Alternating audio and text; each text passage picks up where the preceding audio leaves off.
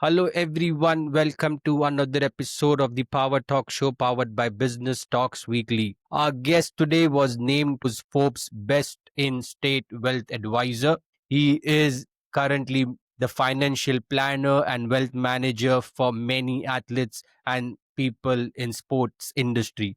Currently serving as the managing partner at SRM Private Wealth, Richard McWhorter. Richard, welcome to the PowerTalk Show.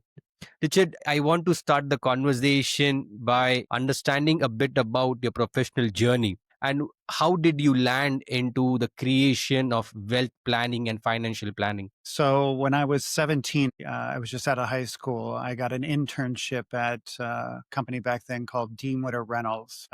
Dean Witter, a financial advisor there, hired me. Then I went from being an intern to a receptionist to a secretary. And then in 1992, I got my break to become a financial advisor. It's very interesting. Thank you so much. So, what exactly are you doing with SRM Private Wealth and who are you helping? So our SRM Private Wealth is a firm that we designed for the types of clients that we have historically dealt with, primarily people in the family office space, entertainers, athletes, and that's kind of the gist of what we do or who we deal with. And you are based in Beverly Hills, right? So that's the hub of celebrity and entertainment, right? How do you see the financial planning different from that part of the region till other part? Well, I grew up in Los Angeles and I grew up in this area. So it's hard for me to discern the difference between what I do and or this area versus other areas. But it is definitely you have different access here that you don't have in a lot of the other parts of the country, I would assume. And, I think, Beverly Hills is an interesting being and you have people rolling through all the time within music and athletes and entertainers and family offices. A lot of family offices are based here. So It's wonderful. Richard, can you tell us what are some of the misconceptions that we see when it comes to financial planning and wealth management in the sports and entertainment industry? no, to be very specific, we primarily have dealt with people that are at the tail end of their career or have retired. A lot of the planning that we do is to make up for mistakes that were done early on in the career when they were making, a lot more money than they will be going forward. It's hard or very few of them are able to get the type of salaries that they were getting when they were when they were playing whatever sport that is. So there's a lot of misconception in regards to these large contracts and how they work and what the net to the player is. Same thing in entertainment and music as well. But for me, I'm always having to back into the numbers, meaning that I have to figure out what did they start with? How much do they pay out to their management and agents and all the people that helped them get to where they were at, and then what's net to them, and then what does that mean going forward, and how do we make sure that this is going to last for the rest of their lives, assuming that they may not see any significant checks in the future. That's interesting. And I'm going to use a phrase from Jerry Maguire, show me the money. So there's agent, there's the athlete. Where does you as a financial and a wealth planner come into play? We should be, financial planning or financial advisement should be part of that process. And a lot of the times it is because, right, most people in sports, entertainment, and music have agent, manager, business manager, attorney. The business manager historically has hired the financial advisor that underlies that part of the business. But from my perspective, we should be very much part of those discussions at the beginning of the career so that we can use our experience and our knowledge to help advise with the other advisors to help advise these athletes and musicians and entertainers on how to plan this money going forward. Because the other thing that you have to remember is that when you're looking at, for example, if I'm looking at a $10 million contract, a lot of money. The time I'm done paying my representation, maybe I have $7.5 million. Then I pay taxes. So now I'm down from 7.5 million to, let's say, 4.25. How many $10 million contracts am I going to get? And how many people get $10 million contracts, first of all? Second of all is understanding just those basic generalized figures That's what people have to understand, or the athlete or the musician has to understand, that they're have to be looking at those net numbers, not the $10 million. Yeah, I think the first thing is that finding out what the net numbers look like after all the expenses, taxes, whatever. And then secondarily to that is that then I have to decide on what spending I'm going to be able to do based upon those monies, right? Am I going to go buy a home? Am I going to buy a car? Whatever I'm going to do with that money, I have to understand what that means to me going forward. So for me, once again, is that it's a financial education that goes on for each one of the athletes or musicians or entertainers, that you really need to look at those net numbers and your spending, by the way. And your spending is very important. Absolutely. And can you tell us a case study or a story without naming anyone where without the financial planning they see that there was an impact, and if that would have been in place they would have not suffered that impact? Yeah, there's a lot of situations that I could discuss. The hardest thing is that each one is very specialized on what happened, right? Some had bad advice, some spent a lot of money, some had one or two or three marriages, and it got broken up that way. The one thing about financial management in general is that everyone is so specific. It's so individualized in the way that we should be approaching each one of these clients, and nothing can be really generalized. So, the situations that I could talk about, it's not as relevant as the concept, in my opinion, as the concept of why people get themselves into those positions. We can talk about the shortfalls, or what has happened as far as making bad investments, or trusting someone and they stole from me, or buying a home that was bigger than my spending because I thought that it was going to go on forever. And all these things are things that affect each one of these individuals.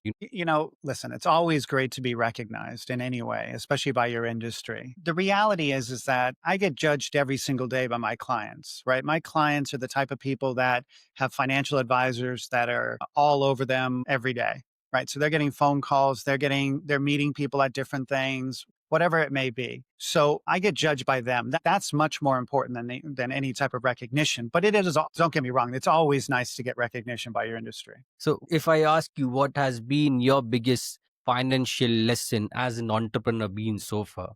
I think a lot of what we do, if I had one bit of advice, there's 2 points. The first one would be, critical thinking is everything to me. Looking at both sides of an argument, looking at what potential downfalls there will be, as well as looking at the upside, and then patience. Those two things, critical thinking and patience, for me is kind of dictates what I do every single day.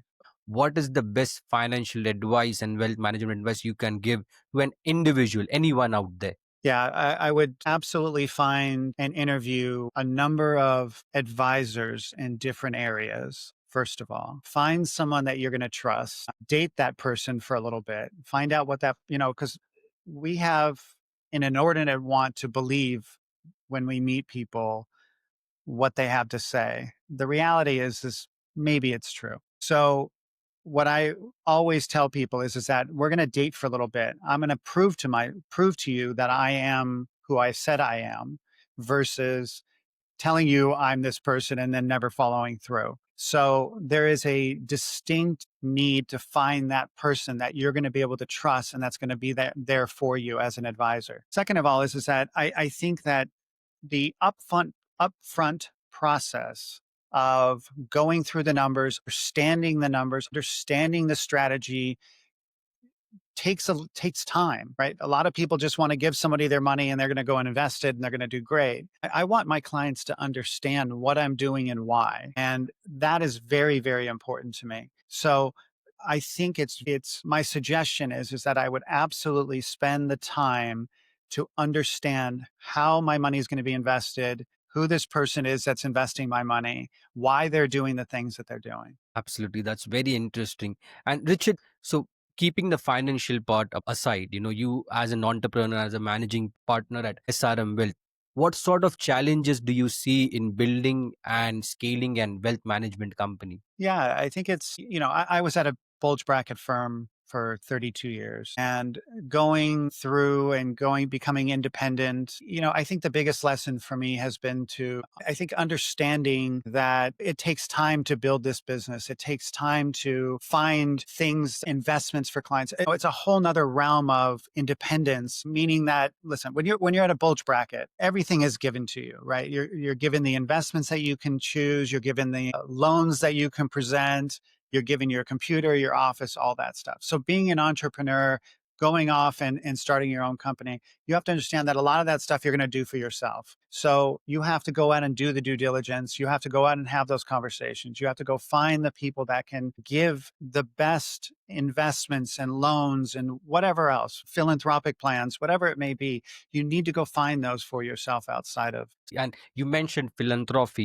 You are a big advocate of non-profit and philanthropy. How do you see wealth management and non-profit organizations? How do they go hand in hand? Yeah, we have a lot of clients that give money every year and either have donor advised funds or foundations. When we're dealing with those clients, we are helping them navigate how they're going to give their money to philanthropy and then working with the philanthropic cause to put together programs that my clients would be interested in funding. So we spend a lot of time having those kind of conversations and then helping them through that. A lot of clients in general have historically just given money to organizations. Maybe it goes into general fund, maybe it goes into salaries. Who knows what that looks like? For me, I'd rather have them pick or choose an organization that they believe in, and then secondarily to have some type of program that they believe in as well, and we can fund it through that type of source. So it is very much hand in hand working together with the philanthropic organizations. Difficult. I know everyone looks at the stock market as kind of the bellwether of and it's wonderful that it's been doing well and it's done well this year as well, even during all this. Going into 2026. Diversification, we're looking at a bunch of different things right now. What happens if interest rates go down? What happens if the stock market starts to come back to some type of valuation or a reversion to the mean on the valuations? There's so many things to be looking at right now. So diversification there's no doubt that it's very, very important. How to navigate that in today's environment it has been one of the most challenging of my career. I will tell you though that, there's some simple things, right? If I'm going to invest in the bond market, do I do that through a laddered portfolio? Do I buy a mutual fund? Do I buy an ETF? Maybe I do something called a barbell approach, which is buying bonds on the short term and buying bonds on the long term and then having really nothing in between there. So there are so many different methods that you can use, dollar cost averaging, and a lot of these things mitigate some of the risk of the various gyrations or the daily changes that have been taking place. Absolutely. And Richard, do you see AI and technology is changing the way we are investing and managing our money and wealth? Sure. And we are just, in my opinion, in the first inning, first batter on that one, to use a baseball terminology. But, I think in general, AI has so many different impacts to the way that we are looking at things, how we're able to get information, how we're able to study diversification, to your point, or asset allocation. It can be used in so many different formats. The real, though, at the moment is that AI is not, at least quantitatively, in my opinion, is that it's not there yet. The accuracy, I've given AI formulas and the inputs and it's gotten the answer wrong, which fascinates me, right? So, when you have what I believe to be around 60 to 65% accuracy on using AI quantitatively, that's too low for me. But a friend of mine told me this best. He said that AI is the worst it's going to be at this very moment. And it's just going to get incrementally better over time. I believe that. So how do we employ AI to make our jobs, make what I do better and more, be able to gather more information and very, very quickly and make those decisions. So all of that stuff is coming and some of it's already here. But I do think incrementally it will just get better and better. And we have to be ready to have that as a complement to what we do. I'm just trying to make it through the next month, to get to the next 3 to 5 years. I have no idea. As I said, right now we are spending an inordinate amount of time looking at the various policies that are being implemented and then looking at the ramifications of those policies. So we've spent time on, I know this doesn't sound like wealth management, but it really does feed into it. But we've been spending time on immigration in the United States and crime in the United States and what tariffs do and who pays the tariffs and how is that working and how is inflation affected. And we're going back to these various points. Some of that we can analyze what happened when tariffs were implemented the first 4 years of President Trump. This time we are trying to mirror or see if we're close to what we were back then as far as changes, because everyone thinks that consumers are just going to eat these tariffs at some point. And we're collecting, I think the last number as of November was $225 billion in tariffs. So someone's paying that bill somewhere. The question is who, right? Is it the country? Is it the manufacturer, the distributor, the consumer, right? Who's eating that, right? And if it's what most people think is it's the distributor right now, or maybe some of the manufacturer and distributor. So how are they able to keep their profit margins up if they're having to eat this $225 billion in tariff money, right? If they don't pass it to the consumer. All these things we try and understand to the best of our ability and understanding what those ramifications are. Because the reality is I have no question, I have no ability to affect policy, right? I have to live with the policy that I'm presented. So then how do I navigate that for my clients in these changing circumstances? Absolutely. And these things indirectly affect the wealth and the financial planning that you might have for your clients in place, right? So, Richard, one final question. As a wealth manager, what has been your biggest lesson so far in investing and financial planning? Your personal Yeah. experience, I'm talking about. No. It's listen. There's a lot of lessons over 32 years, but I do think that a lot of what I would say to you is going back to what I said earlier is that my biggest attribute, I believe, is my curiosity. And it's the idea that I don't know. Right. So I believe that I'm extremely ignorant. Right. I think we're all have ignorance in whatever that is. That's not a bad word. I'm ignorant because I don't know. So, and I'll never know everything. And economics by itself is a very uncertain field. It's a science and it's got so many variables that it's very, very difficult to truly be 100% certain. So curiosity, critical thinking, and patience, like I said earlier with the client situation, is that each one of these things, trying to understand what the potential outcomes are going to be, so I can make decisions. The last point I'll make is that in this business, one of the big questions that we ask our clients is that what's your risk tolerance? That's the dumbest question I've ever heard. Your risk tolerance is I want to make as much money as I possibly can with as little amount of risk. It's not even completely, and that's not possible, right? So, the idea is that you have to understand that each one of us has our own risk tolerance. And we don't know what that risk tolerance is until we go through situations that test that risk tolerance. So for me as the financial advisor, I need to understand to the best of my ability each client's risk tolerance so then I can make the decisions that are going to be Absolutely. That's an interesting way to look at things. Thank you so much, Richard, for sharing that with us. And thank you so much for coming on to our channel and having this insightful conversation.